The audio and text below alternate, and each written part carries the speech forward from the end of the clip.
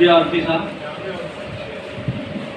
آج کی تقریب جلسہ رسم اجرا و مشاعرہ میں یہ صدارت کر رہے ہیں جناب پروفیسر اعجاز علی ارشد صاحب، جناب سید احسان احمد صاحب، جناب شفیع مشہدی صاحب. یہ دونوں ہمارے سینئر بھی رہے ہیں، کافی سینئر رہے ہیں، اور احسان احمد صاحب کے ساتھ مجھے کچھ مہینوں تک اورنگ آباد میں کام کرنے کا موقع ملا جب سے واپس. اور ہمارے ایک اور کیڈر کے ہی بیٹھے ہوئے ہیں خورشید اکبر صاحب، اتفاق سے ہم سے ایک بیچ جونیئر ہیں، لیکن آپ دونوں سے کافی سینئر میں آپ کو دیکھا. جناب اے کے احسانی صاحب، پروفیسر توقیر عالم صاحب، ڈاکٹر خورشید صاحب، قاسم خورشید صاحب، پروفیسر اشتاق ظفر آدمی صاحب، جناب فخر الدین آدمی صاحب، اور پروفیسر توقیر عالم صاحب، ڈاکٹر خورشید قاسم خورشید صاحب، پروفیسر اشتاق ظفر آدمی صاحب، اور جناب خورشید اکبر صاحب نے ان دو کتابوں کے اوپر کافی تفصیلی تبصرہ اور تنقید بھی کیا ہے. اس لیے بہت زیادہ کچھ کہنے کی مجھے ضرورت محسوس نہیں ہو رہی ہے، لیکن یہ ایک ایسا موقع ہے جس پر میں مبارکباد دینا چاہتا ہوں قاسم فریدی صاحب کو، اثر فریدی صاحب کو، پرویز عالم صاحب کو، جنہوں نے اس محفل اور مجلس کا اہتمام کیا.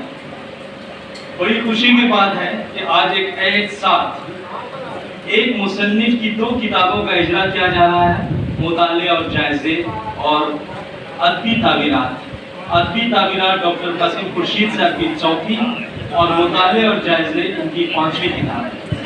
آپ نے ادبی تعبیرات میں بہار میں اردو کی ترقی کے امکانات پر روشنی ڈالی ہے. انہوں نے ذکر کیا ہے کہ آزاد ہندوستان میں کشمیر کے بعد بہار وہ پہلا صوبہ ہے جہاں اردو کو دوسری سرکاری زبان کا درجہ ملا ہے. باوجود اس کے اردو سرکاری محکموں اور ہمارے گھروں سے بھی اردو رخصت ہوتی نظر آ رہی ہے.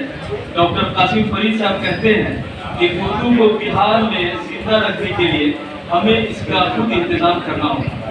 ان کا ماننا ہے کہ اردو کو ترغیب دینے کے لیے ایک مہم کے تحت کام کرنا ہوگا. ڈاکٹر قاسم خورشید صاحب کہتے ہیں کہ بہار میں سرکاری سطح پر اردو کی ترقی کے لیے بہت کچھ کیا گیا ہے، لیکن بہت کچھ کرنے کی گنجائش ابھی باقی ہے. آپ انجمن ترقی اردو اور راج بھاشا ندیشالیہ کا بھی ذکر کرتے ہیں. اردو ٹرانسلیٹر، نائب ٹرانسلیٹر اور ٹائپسٹ کی بحالی کا بھی ذکر کرتے ہیں. آگے کہتے ہیں کہ یہ سبھی ملازمین اردو کا کام چھوڑ کر دوسرے کاموں میں زیادہ مصروف رہتے ہیں. یہاں پر کچھ اردو کے ٹرانسلیٹرز بیٹھے ہوئے ہیں.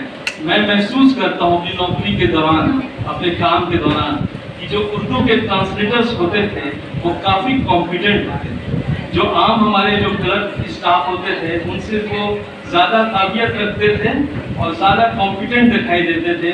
اس وجہ کر جو بھی وہاں پر آفیسرز ہوتے تھے ان کو مزید ذمہ داری دے دیتے تھے کام کرنے کے لیے. اسی وجہ کر انہیں دوسرے کاموں کی ذمہ داری بھی دی جاتی. اور میں ایک ذکر کر دوں اگر یہاں پر تھوڑا سا سننے کے اگر آپ زحمت کریں تو، کہ گیا میں میری پوسٹنگ تھی اور الیکشن کا زمانہ تھا. میرے یہاں پر میرے بلاک میں الیکشن کا ختم ہو گیا اور الیکشن کا اگر ہم بڑے آرام سے چین کی نیند سو رہے تھے. اسی وقت میں سندیپ پونڈک صاحب ڈی ایم تھے، ان کا فون آیا کہ ارشد جی فوراً آپ دیکھیے انتظام ایسا ہے کہ ایک جگہ کا پل نکسلیوں نے اڑا دیا ہے، تو پوری پولنگ پارٹی آپ کے علاقے سے جائے گی، سب فتح پور ہوتے ہوئے جائے گی. اور فتح پور میں آپ ابھی انتظام کیجیے صبح 8 بجے تک 60 ٹریکٹر، اس وقت ٹریکٹر سے ہی الیکشن ہو جائیں گے. ایک کہاوت تھی کلیکٹر ٹریکٹر اور ماسٹر تینوں میں پورا الیکشن نپٹا لیا کرتے. تو ٹریکٹر کا زمانہ تھا، انہوں نے کہا کہ آپ 60 ٹریکٹر کے انتظام رکھیں، پوری پولنگ پارٹی وہاں جائے گی. اس وقت مجھے اردو ٹرانسلیٹر کا سہارا لینا پڑا اور ایک اشرف خان نام کے اردو ٹرانسلیٹر تھے میرے بلاک میں. ان کو میں نے فون کیا گیا سے آ گیا. اس وقت میں گیا سے آنے جانے میں بھی ڈر لگتا تھا رات کے وقت میں کہ صبح میں ہم کو 8 بجے تک 50-60 ٹریکٹر چاہیے کیمپس میں. وہ ہم کو آرام سے بول رہے ہیں کہ آپ اطمینان رہیے سر، 8 بجے تک آپ کو 60 ٹریکٹر مل جائے گے. اور اس کے بعد ہم جب گئے بلاک میں صبح 8-8:30 بجے تو دیکھتے ہیں کہ میرے کیمپس میں 50-60 ٹریکٹر لگا ہوا. تو یہ تو تھے اردو ٹرانسلیٹر کی جو صلاحیت ہے، تو اپنے کام کے علاوہ دوسرے کام کو بھی کرنے کی صلاحیت رکھتے ہیں. कासिम फरीदी साहब से मैं कहना चाहूँगा एक अच्छी बात इसमें मुझे ये भी दिखाई दिया कि आपने गवर्नमेंट उर्दू लाइब्रेरी को भी इस किताब में याद किया है और आपने कहा है कि गवर्नमेंट उर्दू लाइब्रेरी के तर्ज पर बड़े शहरों में भी लाइब्रेरी कायम की जाए। इसलिए मैं आपको शुक्रिया। उर्दू के अखबारात और रसायल की खरीदारी की जानी चाहिए। मैं उर्दू के सिलसिले में बात कर रहा हूँ। यहाँ पर एहसानी साहब बैठे हुए, इनका पूरी उर्दू आबादी के साथ शुक्रिया अदा करना ये चाहता हूँ कि काफ़ी कम कीमत में इनका अखबार मार्केट में दस्तयाब है।